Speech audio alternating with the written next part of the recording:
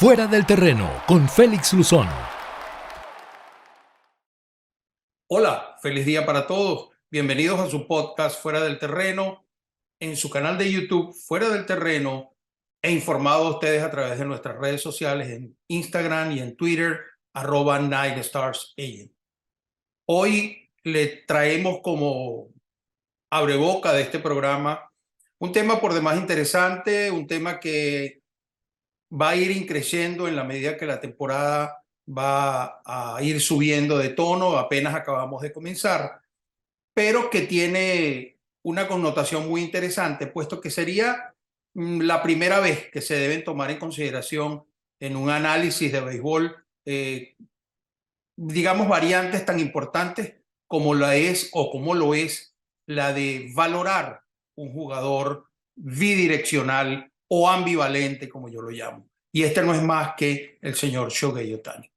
No acostumbro por lo general a hacer juicios de valor, saben que no me gusta meterme en situaciones de terreno, pero esto es una importante opinión que creo que vale la pena comentar, puesto que principalmente nace de las teorías de valoración que existen en el mundo, no solo en el sector deportivo, en el sector industrial, en el sector comercial. Los activos valen y las valoraciones tienen unas características muy particulares que bien están definidas por el tipo de rendimiento que generan estos activos y a la vez por teorías de valor que existen en todo digamos, en toda la trayectoria de la historia de la economía y las finanzas mundiales, que hacen que sea bien interesante buscar un entorno de análisis que permita valorar correctamente a alguien que dentro del béisbol se sale un poco de las costuras, porque no es menos cierto que es el único jugador que debe ser valorado en funciones diferentes y tratar de buscar una vía que permita obtener un resultado que agrupe las consideraciones o los argumentos de valor que este jugador tenga. Para ello vamos a trabajar en esta exposición que pienso hacer con varias premisas. Es evidente que hay que hacerlo así. No entraremos en muchos detalles. Trabajaremos en función de suponer que el señor Ohtani pudiese tener alguna negociación dentro de la temporada o quizás la tenga posterior al finalizar la temporada, que pudiera ser incluso más interesante para su equipo, puesto que al él ya cumplir con los requisitos mínimos que se exigen para convertirse en agente libre por la cláusula 20B, que es la de tener 6 años de servicio, pudiera generarle al equipo, en dado caso que no firme un contrato con ellos, le pudiera dejar la posibilidad de obtener beneficios contractuales, como es el caso de la emisión de una oferta calificada, el potencial rechazo de esa oferta calificada y dejar la mesa servida para que en una situación hipotética de salida de Shohei Ohtani de los Angels de California, tenga este equipo la posibilidad de obtener beneficios en el draft, tanto en el draft de regla 4, el draft americano, como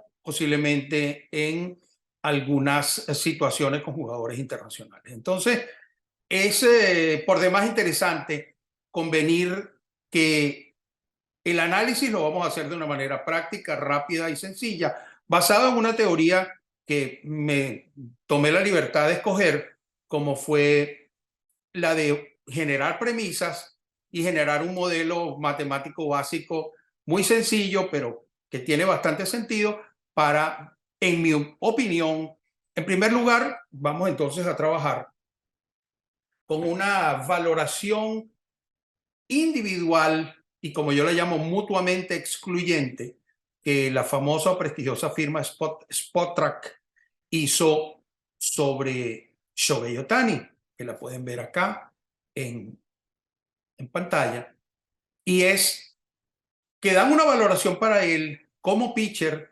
como pueden ver, de 8 años por 230 millones y como bateador por 10 años por 333 millones. Eso deja entender, en primer lugar, perdón, que es un bateador con cifras, si se quiere, no tan distantes, pero es lógico también entender que como bateador no es el mejor bateador del béisbol, como pitcher quizás no sea el mejor pitcher del béisbol, pero como un todo, precisamente es donde está su fortaleza. El problema o el tema es cómo valorar ese todo sin dejar rastros, sin dejar rastros no sería la palabra, sin dejar por fuera cosas importantes que deben ser tomadas en cuenta.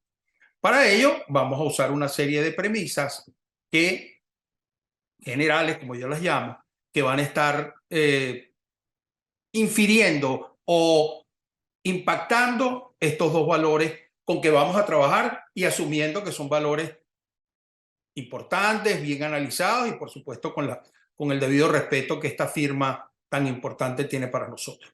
La primera premisa que debemos entender es que es una valoración atípica y bidireccional, es decir, tiene dos direcciones. Este es un jugador ambivalente, un jugador que genera valor tanto como jugador de posición o como lanzador. La segunda premisa, y las pueden encontrar acá, las pueden ver en pantalla, dice que se consideran válidas las valoraciones de Spotrac, ya lo acabo de decir. La tercera es que son valoraciones mutuamente excluyentes e individuales, ya lo acabo de decir. La cuarta es que el WAR, y lo que sabemos, los que manejamos y los que yo creo que estamos ya en el béisbol debemos conocer, al menos por nombre, sin entrar en tantos detalles, cuáles son los indicadores básicos. Y para mí el WAR es la variable que mide la pendiente del valor del contrato.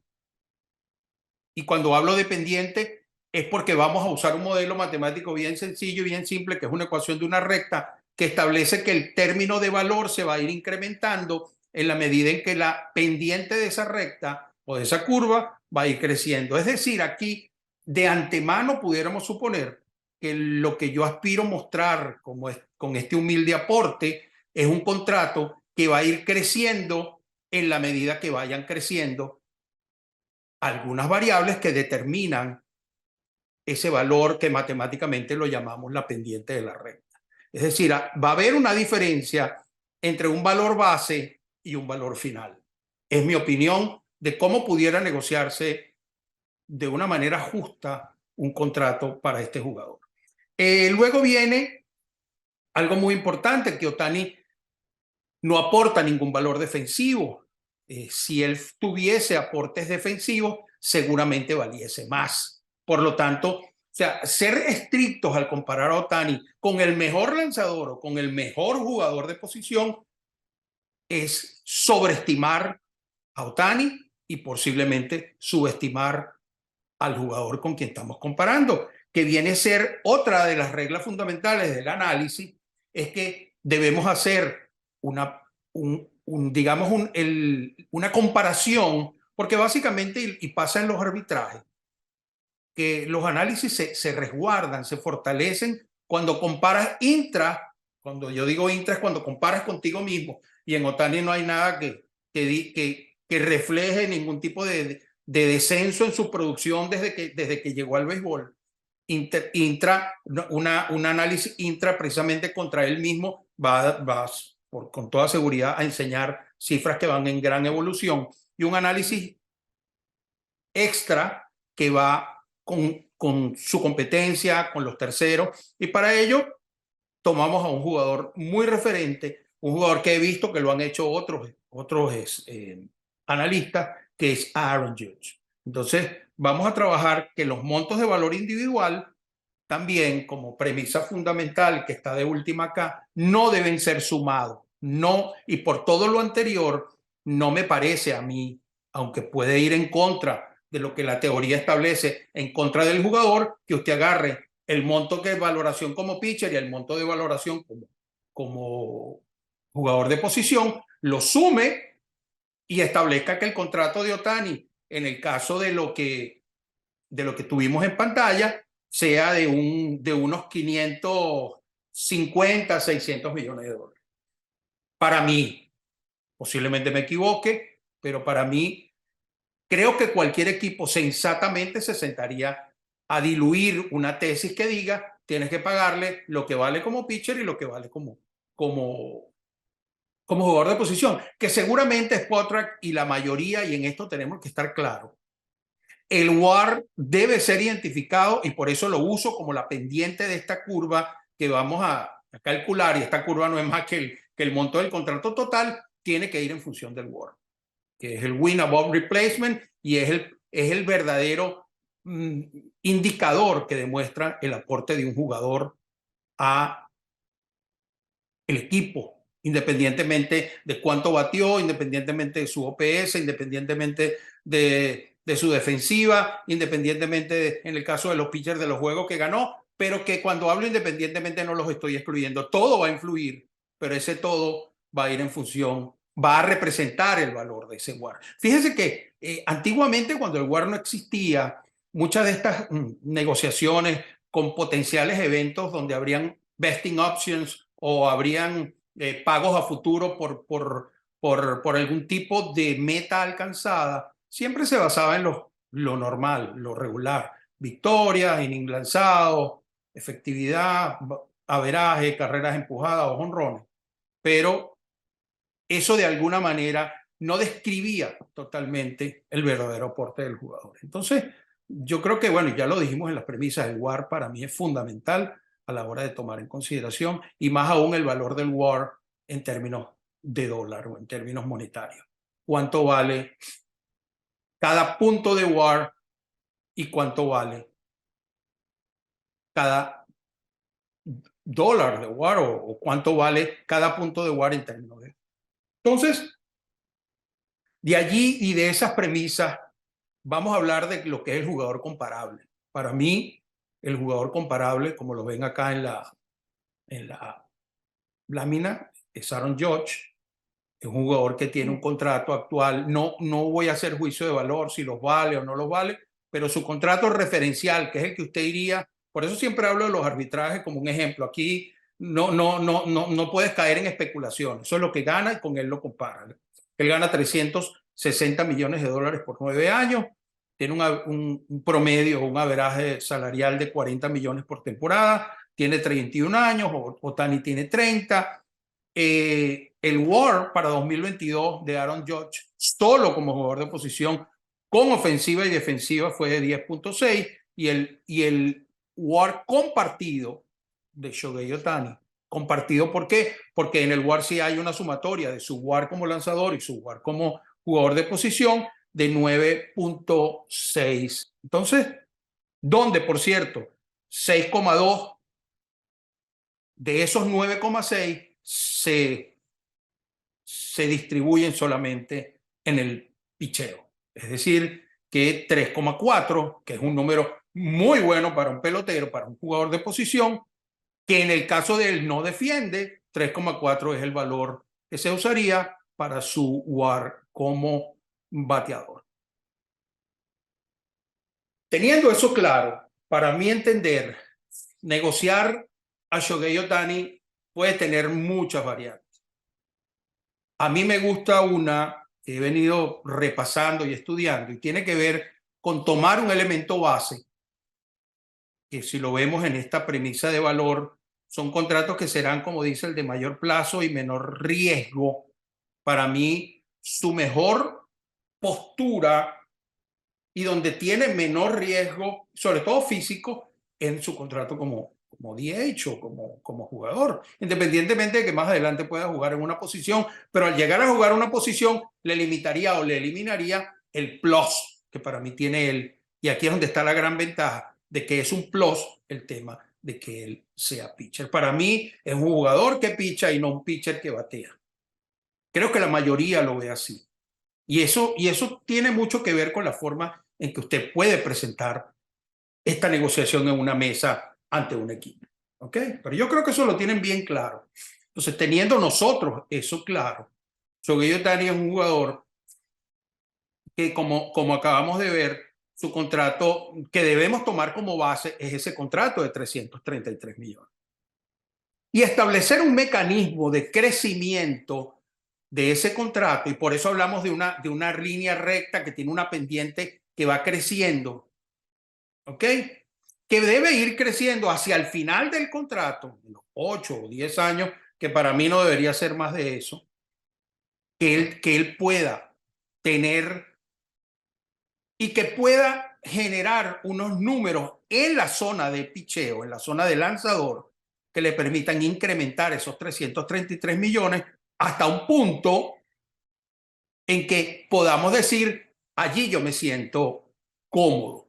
Para el equipo puede ser interesante, ¿por qué? Porque la valoración adicional, el incremento que él sabe que tiene que pagar por ese jugador, a diferencia de otros, está en función a lo que produzca adicionalmente, porque mucha gente creería que el contrato base debe ser el de pitcher. No, el contrato base no debería ser el de pitcher porque es el que gana menos.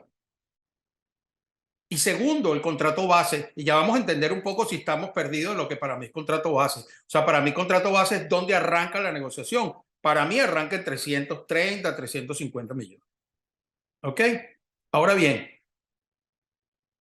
él debe, para mí, proponer, su agente, una figura que le permita llegar a donde sea, pero en función a lo que haga como pitcher en la primera mitad del periodo, para después buscar un reacomodo a través de un opt-out o a través de una figura donde sí se adicione al contrato una proporción fija, porque ya demostró que el riesgo de ambivalencia lo puede superar, porque ese es el otro problema del equipo. ¿Cuánto me puedes durar como pitcher si te lesionas o no te lesionas? Entonces, yo creo que yo estoy tratando de ponerme no como agente a la defensa a ultranza del jugador, sino ser lo más pedagógico y lo más, digamos, sí, catedrático posible, buscando también ponerme en la mesa o en el lado de la mesa del equipo. Entonces, teniendo esto claro, de que tuviésemos un contrato base, asumimos que son esos 330 que dice Spotrac, 350 solamente como bateador y con un WAR de 3,4. ¿Ok? O sea que estaríamos usando un sistema que busca que donde eres más longevo, o sea, puedes llegar más lejos y tienes menos riesgo, sea tu contrato base. Y tu contrato no básico, incremental, o tu contrato que va en función a tus logros, sea la parte donde puedes tener más riesgo y donde puedes tener la posibilidad de descartarlo en un momento determinado. Para mí es la zona de lanzador. Puede que me equivoque, puede que hayas otros que no estén de acuerdo conmigo, pero simplemente vengo a esta mesa a poner mi propuesta y enseñarla. ¿Qué tenemos entonces? Y veamos la lámina. Tenemos una ecuación donde habla de un valor y que es igual a mx más b, y eso es una ecuación de una recta normal y corriente, pero que me gustó usarlo porque realmente la pendiente lo que mide es la diferencia entre una situación de pendiente cero, que haría que el valor que los valores sean iguales, tanto en el caso de la ecuación como y como b, y nosotros vamos a encontrar acá que y es el valor total del contrato, ¿ok? De dónde llegaría el contrato de Ohtani, y b es el valor del contrato base. Si no hay una pendiente y no hay un factor de crecimiento, van a ser los dos iguales. Pero si hay algo que logre incrementar la pendiente de esa recta, va a terminar siendo el valor de v, el valor de y, siempre mucho más alto que el valor con que iniciaste el contrato. Por lo tanto, para nosotros, y lo podemos ver en la lámina, M significa el valor del WAR, X significa el valor del WAR en términos de dólares, es decir, en la medida, si usted considera un valor de WAR que puede ser fluctuante, pero si usted considera que es un valor fijo, tu pendiente, tu velocidad de crecimiento y tu variabilidad entre los dos contratos va a depender de cuál sea tu WAR como pitcher. Ohtani hasta ahora ha mantenido un WAR, bueno, en el año 2022 tuvo un WAR de 6,2, pero hubo casos como el caso de Max Scherzer, que si usted divide su contrato entre el dólar, entre el WAR, le da un valor de dólar WAR o monetario del WAR de 8 millones de dólares, bien diferente a la mayoría que estuvo rondando entre los 5 y los 6 millones. Entonces, nosotros debemos también negociar con el equipo, si fuésemos los agentes, cuáles van a ser esas variables, porque lo que sí va a estar claro es que el incremento del contrato B de la ecuación contra lo que va a ser el final del contrato, lo que va a terminar ganando, va a estar en función de lo que vamos a negociar ahora, que es el valor, básicamente el valor monetario de ese WAR.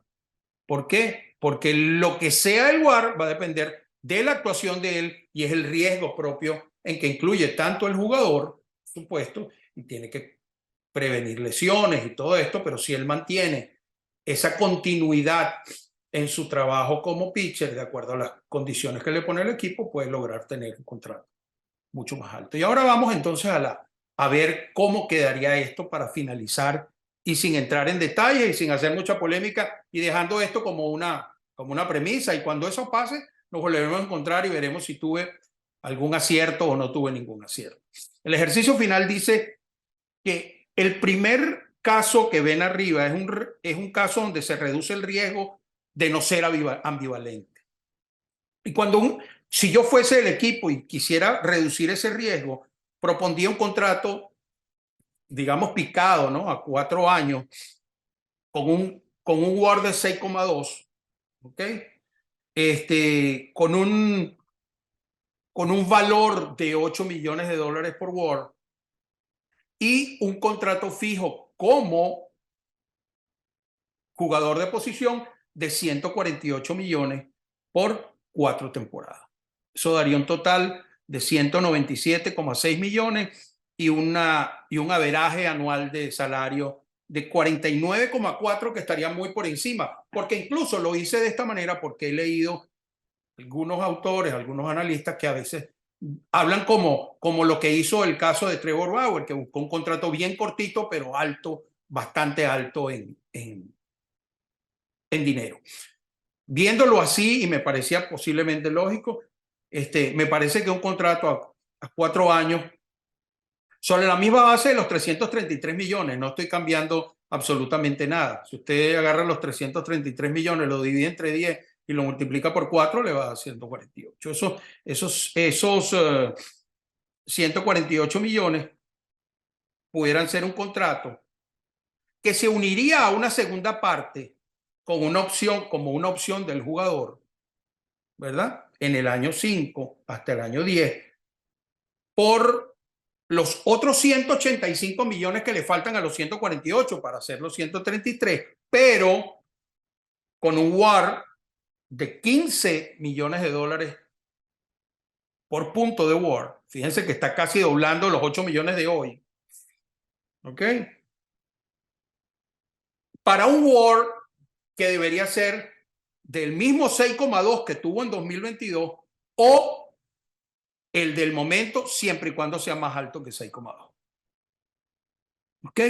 Por eso puede ser más dinero, pero si usamos el 6,2 del año 2022 como referencia, que es muy bueno, y ponemos que el valor del WAR me lo pague a 15 millones de dólares dentro de 5 años, cuando hoy vale al mejor postor, que es Scherzer, 8 millones, pienso que puede ser negociable, y estamos hablando de que eso, sumado a los 185 millones, que son los fijos que ya vienen del contrato de 333 por la parte de jugador, nos da un total de 278 millones, que sumado a los 197, pudiéramos decir, bueno, si lo hacemos todo de una vez, con estas características, pero desde el año cero, desde ahora, daría un total de un convenio por 9 años, por 475,6 millones, dándole un averaje de 55,6 millones de dólares.